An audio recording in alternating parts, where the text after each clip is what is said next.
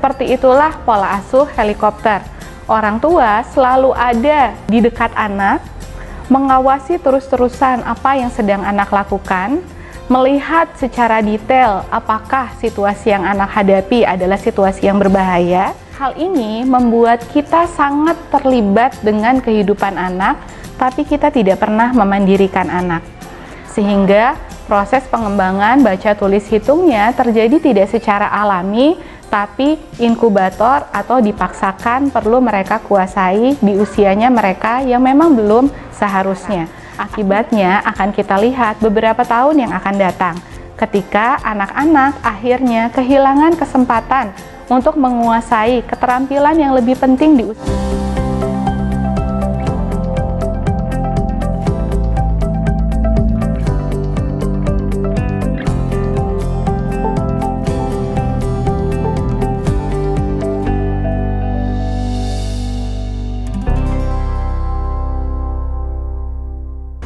Halo, selamat pagi sahabat Ruang Dokter. Bertemu lagi dengan saya Aisyah Yuhani Danur, psikolog dari Ruang Dokter.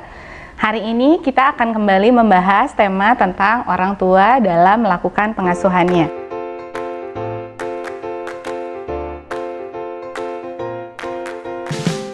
Sahabat Ruang Dokter, tahukah Anda bahwa ada fakta yang ditemukan di mana 1 dari 3 orang tua merasa cemas dan khawatir dalam melakukan pengasuhannya?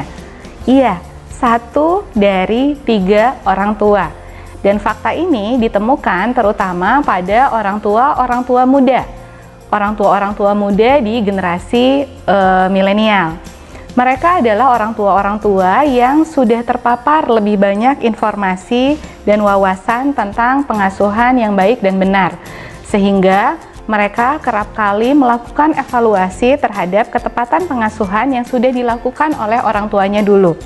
Orang tua muda ini akhirnya punya idealisme untuk melakukan yang lebih baik dari orang tuanya.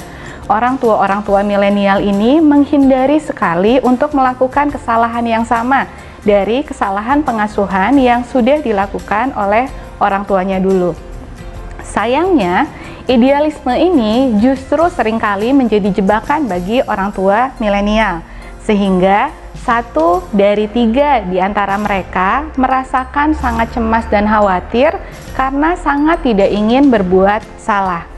Yang terjadi justru membuat mereka pada akhirnya menjadi terjebak dalam melakukan pengasuhan-pengasuhan yang mematikan.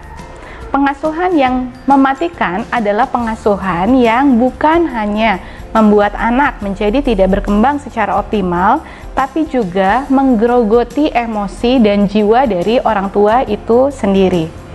Ada 7 pola asuh yang dianggap mematikan. Di dalam video ini kita akan bahas 3 pola asuh mematikan yang pertama.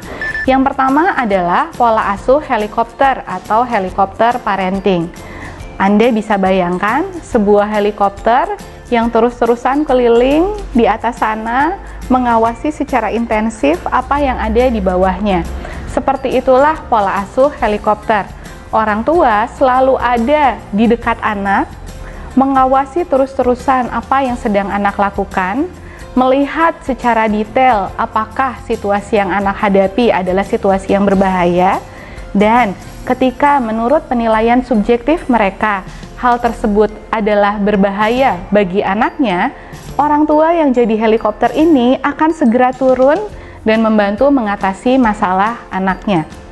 Jadi, bagi Anda yang saat ini melakukan pengawasan secara menyeluruh bagi anak Anda, terus ada di dekat anak Anda, mengetahui secara detail dan mengawasi semua yang anak Anda lakukan, dan segera turun membantu anak menyelesaikan masalah-masalah ataupun peluang-peluang masalahnya, itu berarti Anda sedang melakukan pola asuh helikopter. Dan perlu Anda ingat bahwa pola asuh helikopter termasuk 1 dari 7 pola asuh yang mematikan. Kenapa? Karena hal ini membuat kita sangat terlibat dengan kehidupan anak, tapi kita tidak pernah memandirikan anak. Bayangkan anak yang selalu melihat ada orang tua di sekitarnya, tahu bahwa orang tuanya selalu ada buat dia dan membantu menyelesaikan semua masalahnya. Anak ini sangat mungkin pada akhirnya tidak berusaha untuk menyelesaikan masalahnya sendiri.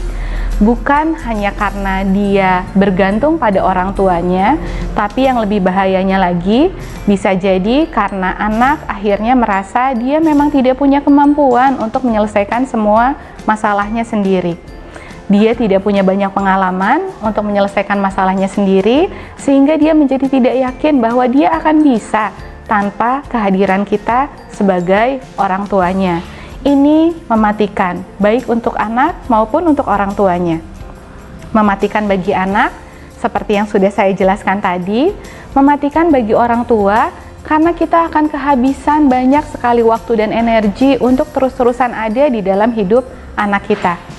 Kalau kita masih muda, badan kita masih segar, kita masih bisa aktif, mungkin tidak masalah kita melakukan hal tersebut.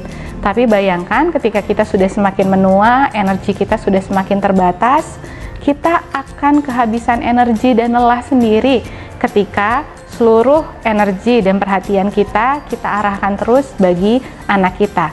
Jadi, kalau kita saat ini masih terjebak dalam helikopter parenting, ingat bahwa itu adalah pola asuh yang mematikan, dan mari kita segera kurangi melakukan pengawasan terus-terusan secara menyeluruh dan detail dalam hidup anak kita.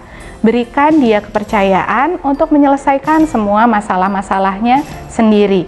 Karena bagaimana mungkin dia akan bisa menyelesaikan masalah-masalah besar dalam hidupnya kelak kalau saat ini dia tidak pernah kita latih untuk menyelesaikan masalah-masalah kecil dalam hidupnya.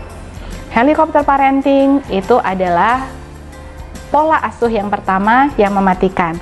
Pola asuh yang kedua yang mematikan adalah pola asuh inkubator parenting. Sahabat ruang dokter bisa sambil membayangkan sebuah inkubator. Biasanya anak-anak atau bayi yang seperti apa yang dimasukkan ke dalam inkubator? Ya, bayi-bayi yang mereka lahir sebelum waktunya. Bayi-bayi yang sudah keburu lahir di dunia ini, padahal mereka belum punya kesiapan yang cukup secara fisik maupun secara hal lain untuk dapat bertahan hidup mandiri. Sehingga mereka akhirnya dimasukkan ke dalam sebuah inkubator untuk membantu mempercepat proses pematangan mereka. Pola asuh inkubator parenting tidak jauh dari analogi itu. Pola asuh inkubator berarti ketika kita memaksakan anak kita harus sudah menguasai keterampilan-keterampilan yang memang harusnya secara fisiologis dan secara psikologis belum perlu mereka miliki di usia mereka saat ini. Kita bisa lihat ketika ada anak-anak usia dini yang harusnya mereka memang masih senang untuk lari-larian ke sana kemari, tapi sudah dipaksa untuk menguasai keterampilan calistung misalnya. Sehingga proses pengembangan baca tulis hitungnya terjadi tidak secara alami, tapi inkubator atau dipaksakan perlu mereka kuasai di usianya mereka yang memang belum seharusnya. Akibatnya biasanya memang tidak pernah kita lihat sekarang. Akibatnya akan kita lihat beberapa tahun yang akan datang ketika anak-anak akhirnya kehilangan kesempatan untuk menguasai keterampilan yang lebih penting di usianya tersebut hanya karena kita sebagai orang tua memaksa anak bisa menguasai keterampilan yang lebih tinggi dari usianya saat ini.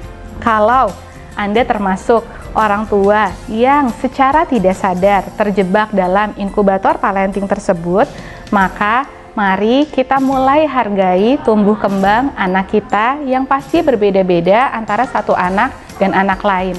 Sabar untuk menunggu anak kita sampai di waktu di mana dia akan bisa lebih cepat dan efektif ketika kita ajari keterampilan tersebut. Patokannya apa yang perlu kita pegang? Patokan yang perlu kita pegang adalah tugas perkembangan dan karakteristik perkembangan dari masing-masing usia anak.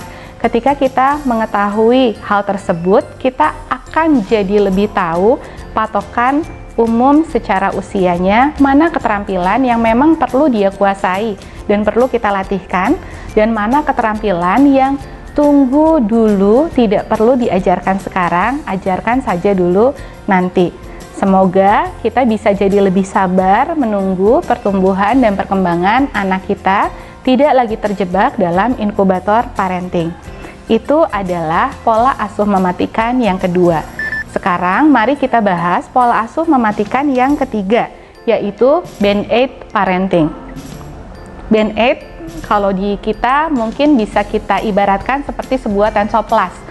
Tensoplast yang itu merupakan alat P3K pertama ketika anak menghadapi luka. Ketika kita melakukan Band-Aid parenting, berarti kita selalu ingin anak mendapatkan solusi yang instan saat ini. Ketika kita lihat saat ini anak sedang merasa kecewa misalnya dengan kehidupannya, kita langsung membantu dia menenangkan perasaannya, entah dengan mengalihkannya pada aktivitas-aktivitas yang lebih dia sukai, sehingga dia tidak terbiasa menghadapi emosi-emosi tidak menyenangkan dalam dirinya, atau kita langsung kasih solusi yang bisa dia selesaikan saat itu juga. Apa yang membuat ini jadi tidak baik dan mematikan? Karena anak menjadi tidak terbiasa untuk melakukan sebuah proses. Anak menjadi tidak terbiasa untuk melakukan sesuatu secara tekun dan detail untuk mengembangkan kemampuan-kemampuan yang suatu saat akan perlu dia miliki untuk menyelesaikan masalah-masalah dalam hidupnya.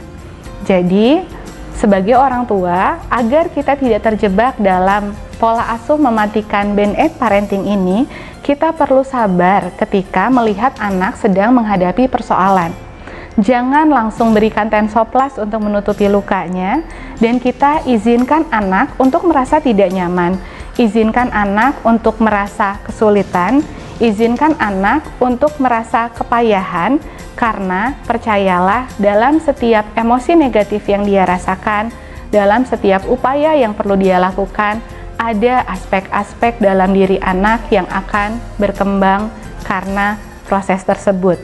Jadi, hentikan melakukan Band-Aid parenting, fokus pada menenangkan perasaan tidak nyaman kita ketika melihat anak terluka, dan perbolehkan anak untuk merasakan emosi-emosi tidak menyenangkan tersebut.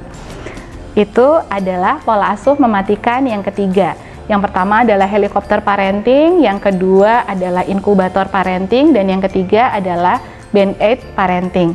Itu saja dulu sahabat Ruang Dokter, semoga kita tidak lagi terjebak dalam 3 pola asuh yang mematikan itu.